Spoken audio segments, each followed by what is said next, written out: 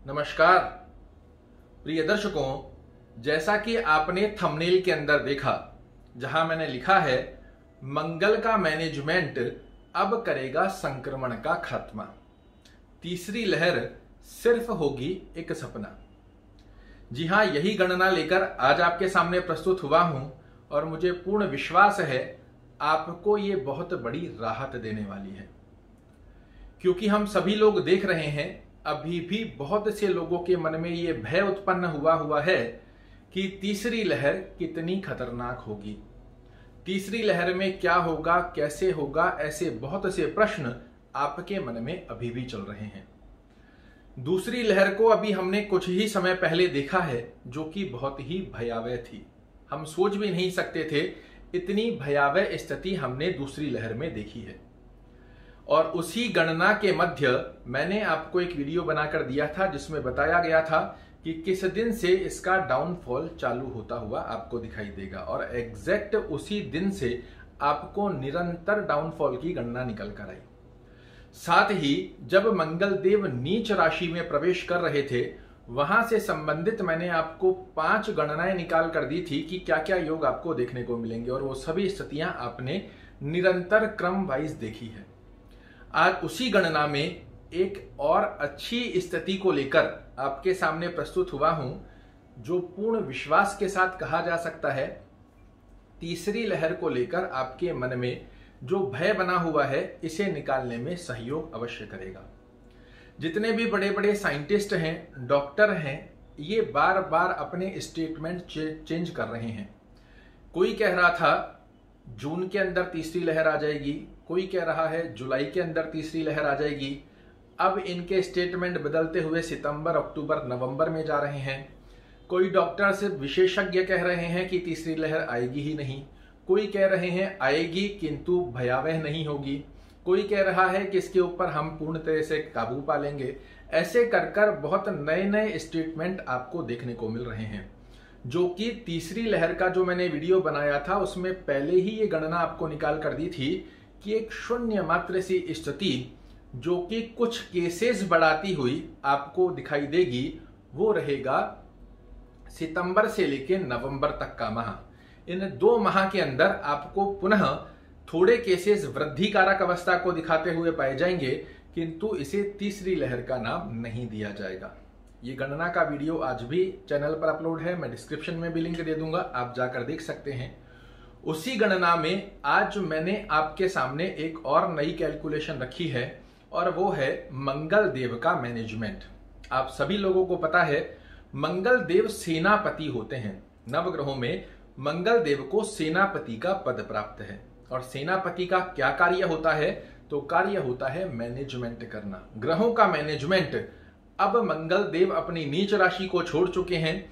इस वर्ष के राजा भी मंगल देव हैं और मंत्री भी, तो इनका परम दायित्व बनता है भारतवर्ष की कुंडली के अनुसार मंगल देव सारे ग्रहों को अच्छे से मैनेज करे। और आगामी समय में हम यही गणना देख भी पा रहे हैं, जो कि मंगल देव की कृपा से बहुत सुचारू गणना के चलते एक ऐसा ग्रहों के मध्य मैनेजमेंट देखने को मिल रहा है, जो तीसरी लहर की स्थिति भारत के अंदर विशेष रूप से प्रबल अवस्था को नहीं दर्शा कर देगा। मैं विदेशों की बात नहीं कर रहा हूं, विदेशों की गणना नहीं, आज हम भारत की कुंडली पर चर्चा करने जा रहे हैं। और भारत की कुंडली के अनुसार जितनी भी गणना मैं आगामी समय तक की देख पा रहा हूं, वहां मुझे तीसरी लहर बहुत भयावह स्थिति का रूप दर्शा कर दे, ऐसा शून्य मात्र भी योग नहीं दिखाई दे रहा है।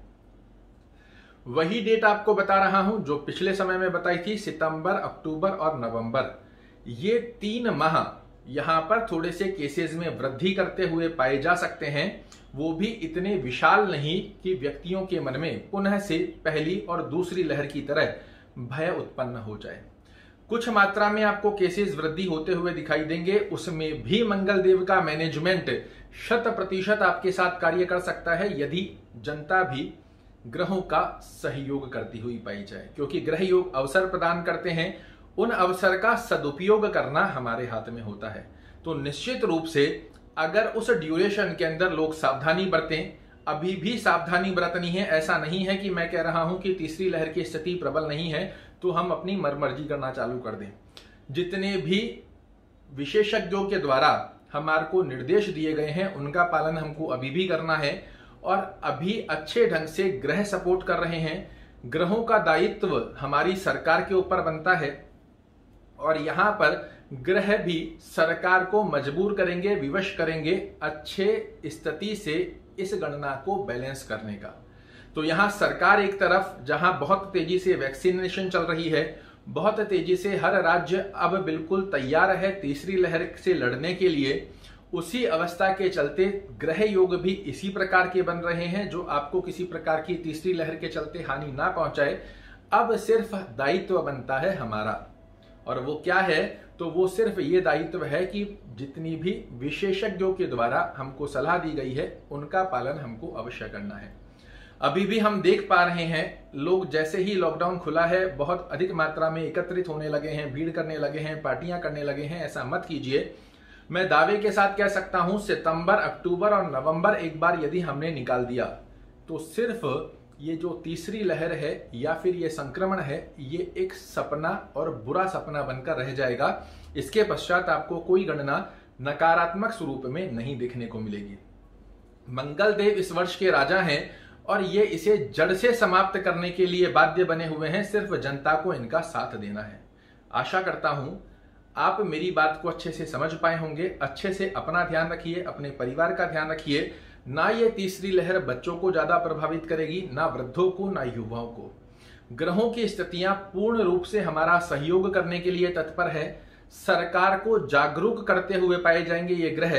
सरकार अपना काम कर रही है, ग्रह योग अपना काम कर रहे हैं। अब बच रहे हैं हमें भी अपना काम करना है। विशेषता से सावधानी का पालन करें। जो नियम हमारे को बताए गए हैं इनका पालन करने पर आपको सिर्फ 3 माह की गणना में कुछ स्थितियां केस में वृद्धि कारक देखने को मिल सकती है।